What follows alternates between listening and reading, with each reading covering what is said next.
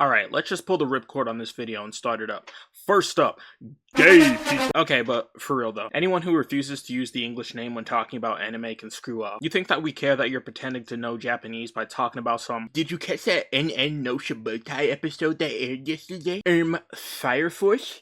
I was using the corrected Japanese name, but I guess I'll refer to it as Fire Force for you. I didn't know that I was dealing with a normie." That's y'all. That's how you sound. Next type of people that I hate, or at least strongly dislike, people who are rent-free about AI art. Don't get it twisted, I'm against commercial uses of AI art. In my opinion, generating a meme image doesn't really hurt anybody, but doing it specifically to cut artists out of the creative process is what ticks me off. I went into detail about how I feel about AI in this video, which will be linked at the end of this video. So yeah, I don't fuck with artists being cut out of the creative process, but if you're gonna be a dumbass and fall for the most obvious bait ever planted, I'm sorry, you deserve to be clowned like the circus you are. Seen way too much AI phobia here recently. Maybe it's time for me to come out of retirement. Every week, every goddamn week, I see something like this on my timeline, and every single time, like clockwork, like the Japanese bullet train system, Twitter artists fall for it. Hook, line, and sinker. Back in the ground you go. This dumbass needs a machine to draw for him. This guy must be an imposter, because my glorious Cybertronian king Optimus Prime, the last of the primes and bearer of the matrix of leadership, would never fall for this Looney Tunes ass post. Japanese soldier who kept fighting 29 years after World War II. I agree with both of these posts. Yes, he is dragging it. He is dragging the fuck out of it. But people keep falling for it. This post was pretty recent, but I guarantee you I'm gonna see this again on my timeline within 2 to 3 business days with an artist quote retweeting one of these reaction images. I'm gonna keep it $1.50. I have no idea what this reaction was even supposed to mean. Like, how is this related? But the day Nami gets a breast reduction is the day Shonen Jump's stock drops by 98% in a single hour. Mark my words. People who scalp products to resell are another brand of scum. Not only are you directly contributing to the inflation of our economy just for a quick buck, but in some cases, these people are actively inhibiting the enjoyment of others just for money. Like Apple scalpers. Okay, buying Apple products in my opinion is kind of like painting a scam me sign on your window. You're already getting scammed by Apple buying the same phone with a slightly better chip and camera, and you're getting finessed by scalpers? Could not be me, bro. But that aside, I still hate Apple scalpers because they're still doing jack shit and collecting that paper. But it reaches a whole nother level of hatred when I see scalpers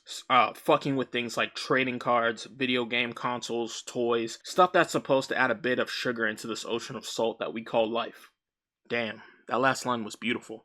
I should be a poet. I've seen numerous videos like this one of grown-ass men in stores grabbing as many items as possible. Funny thing is, these retards don't even need to do this because their IQs are so low that they'd probably qualify for disability. And to finish off the trifecta here, console fanboys. Once again, grown-ass men engaging in some of the most juvenile, playground-ass behavior imaginable. There are several people I can mention who are still fighting in the console wars despite the console wars being more dead than the FIFA game series. That Japanese soldier meme ironically fits these people to a T. No matter how obvious these companies make it that they are bending you over and rearranging your organs, these people will still buy whatever slop they produce, whether it's a completely useless streaming console or a remaster of a game that looks virtually the same. Every time somebody tries to defend these companies, we as a species get set back another year from utopia. This is what society would look like if we abolished the IRS. And this is what it would look like if people stopped shielding game companies from the consequences of their actions. Imagine if PlayStation released The Last of Us 2 remaster and everyone unanimously agreed that this was some bullshit. Wouldn't that be awesome? Imagine if a developer stating that they hate white people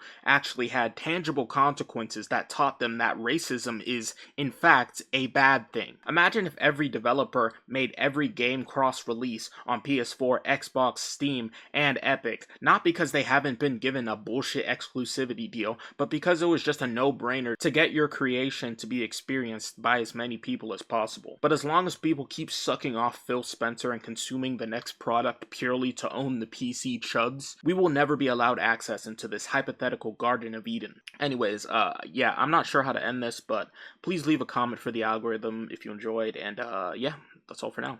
See ya. This a 2G Glock, on the phone finna catch this 2G pop. I'm on tour pouring up every pit stop. Nigga reach for this chain, get shit pop.